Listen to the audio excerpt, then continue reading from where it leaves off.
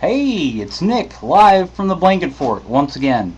And I want to preface this video, as I did another one, that I might smoke on camera, uh, but I am one of a very few number of people that smoke tobacco from a pipe. So, nothing weird here.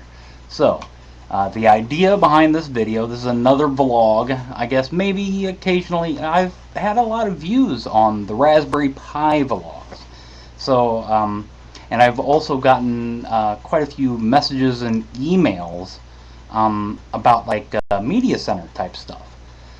So it seems that I know a little bit more about the subject than I guess some people do. So why not? I'll do a little bit of this here. And one of the big reasons too is I really started to think about it after I got after people asked me a couple of questions, and I guess a lot of people that are going to be doing or are all of a sudden interested in like media center type stuff, or even like car computing and stuff like that, they don't know much about it. They haven't been around for the whole thing, and they don't know how everything's going on. Just the news of the Raspberry Pi has been so big that that's the first thing that they see, and they're like, "Oh, hey, yeah, I want that." Um, and one of the things is, as I said in one of my previous videos, that I think the hardware is fast enough to do a media center, and that eventually the drivers will be mature enough for it to work very well.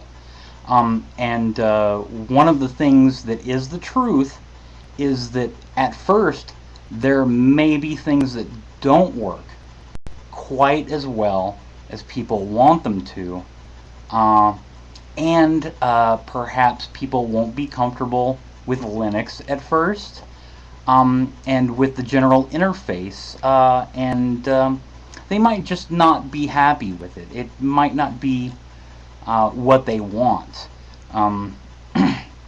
Because like one of the biggest things, one of the biggest questions whenever it was first displayed, being able to do media center type things, a lot of people came around asking, not me personally, when this happened, because there was big news whenever it was displayed doing that kind of thing. But a lot of people came around to like different forums, and especially Raspberry Pi's forum, asking if it could run Windows. And of course, no, it can't. It uses an ARM processor, and as far as I know, there is no version of Windows, and there will be no version of Windows that can work on it. I don't know, maybe there's like a version of like one of their like Windows, what was it, Windows CE, but they got like mobile ones that I don't know, maybe there's ARM versions. But one of the big problems is that the hardware, it just is not fast enough to run Windows. There's not enough memory, so it's not going to happen on the Raspberry Pi, period. So, a lot of people will end up buying the Raspberry Pi. A lot of people will end up using it, or trying to use it, and they won't be happy with it. A lot of people that are watching this too, you might already be technically inclined, and you already know this information, so you probably don't care. But I suspect that in the future, after the Pi has been released a while, there'll probably be more views to this video than now, because I'm more talking about alternatives to the Raspberry Pi. So if you're new to this, new to like media center type stuff, car computing and stuff, I'm only giving a couple small hints of where you can go to find more information. And basically, I'm only talking about one thing, and this whole thing's going to be over. So all you guys out there that aren't happy with the Pi, try to stick in there. Experiment with it and play with it. It's really meant originally to be for educational purposes, to program with. So it's not really meant to be a media center. It's more meant to use to do like cool technical projects. Um, but and one of the big things with the Pi is not very expandable, not a whole lot of options. At the moment, there's no case. That will happen eventually. And so one of the big places that you can go for not only a computer that can run Windows, if that's what you feel you need, and something that is expandable, has a very fast CPU, very fast memory technology, the ability to hook up regular hard drives, and just all sorts of options, would be Mini-ITX. I know a lot of you guys that are watching this are probably like, I already know what Mini-ITX is. But a lot of people, I'm sure, don't know what Mini-ITX is. And Mini-ITX is a board format that is, I can't remember these precise dimensions, but I believe it's just around 6 inches by 6 inches. That's very, very small. But a lot of these boards you can find on eBay used for very cheap, and even new cheap. They won't have the small amount of energy requirement that the Raspberry Pi has. It will need more power. It will need its own large, or not always large power supply, but you can use like standard power supplies. But there are also very small, inexpensive power supplies for Mini-ITX, as low as I think around $20. But most of them are in the range of like, say, 120 watts.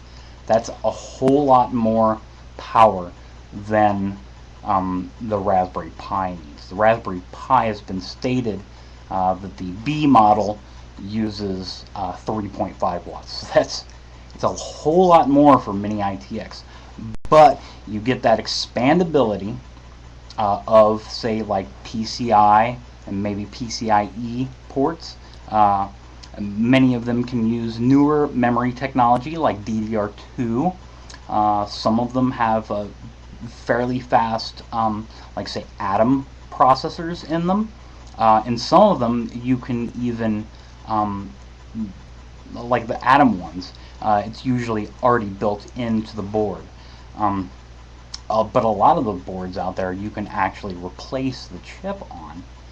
And a lot of them have, you know, the things you want, like sound, video, lots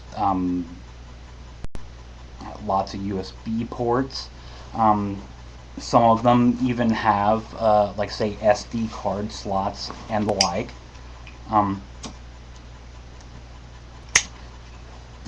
And there are already many cases for these computers.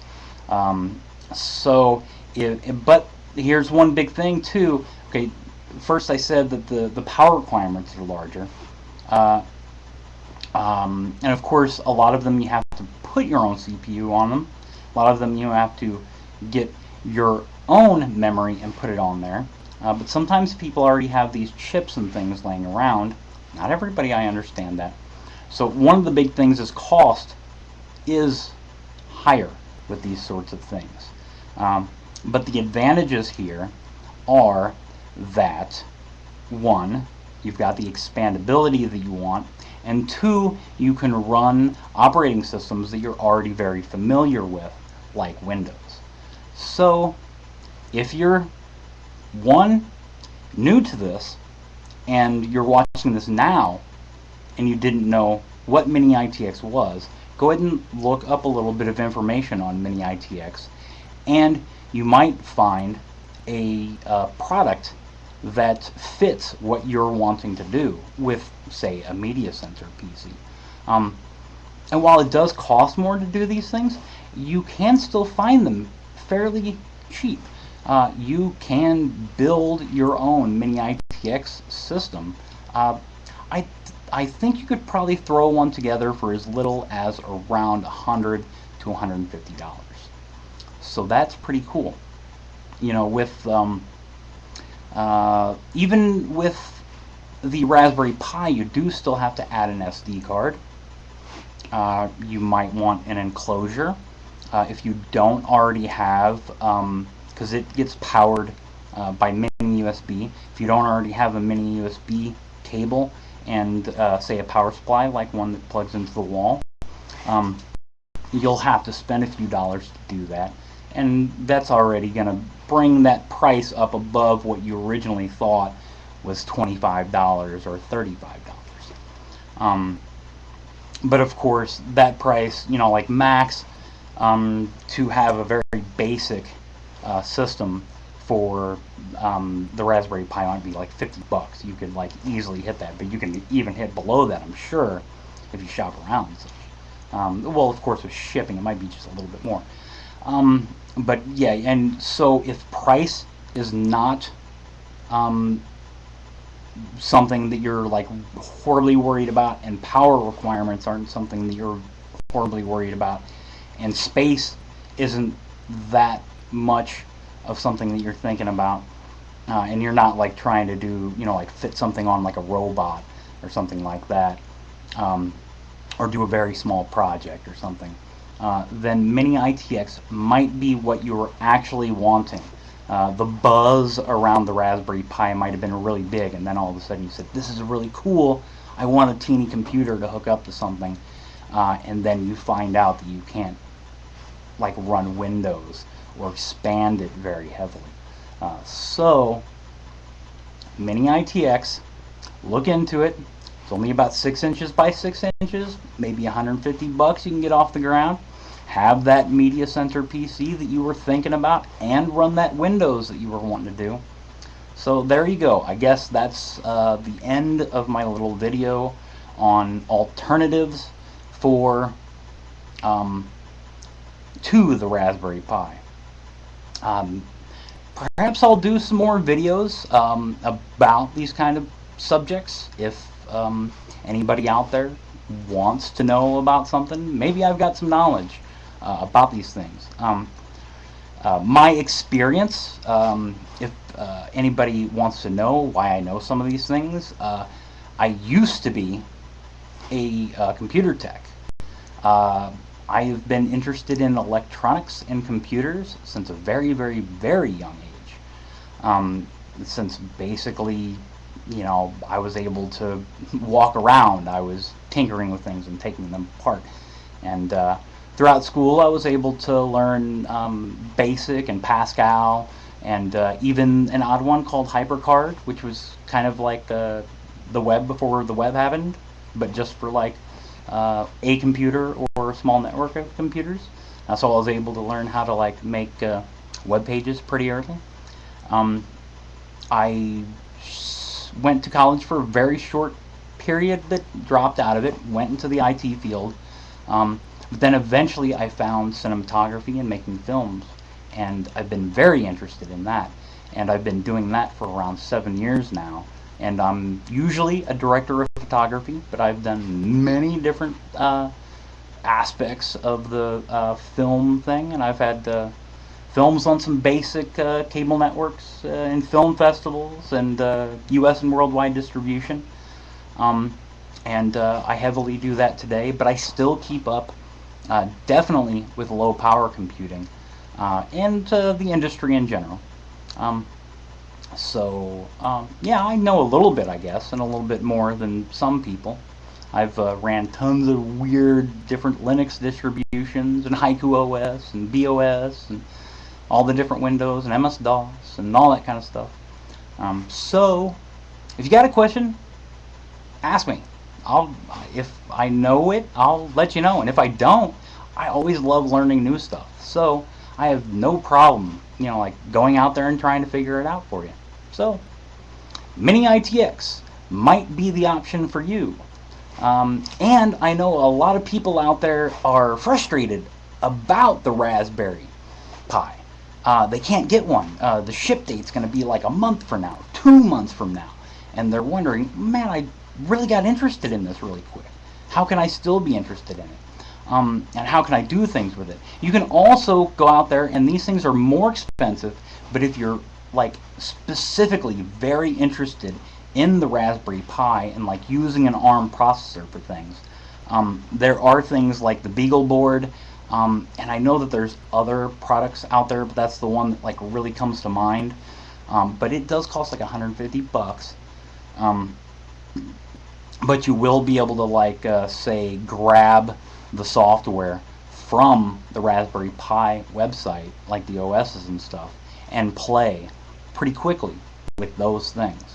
Um, so that's an option as well. But if you just jumped into this and you really want to do that Media Center PC, only because you heard about the Raspberry Pi, because it just came up and you've never known anything about it, Mini-ITX might be for you, because the Raspberry Pi might not live up to your expectations.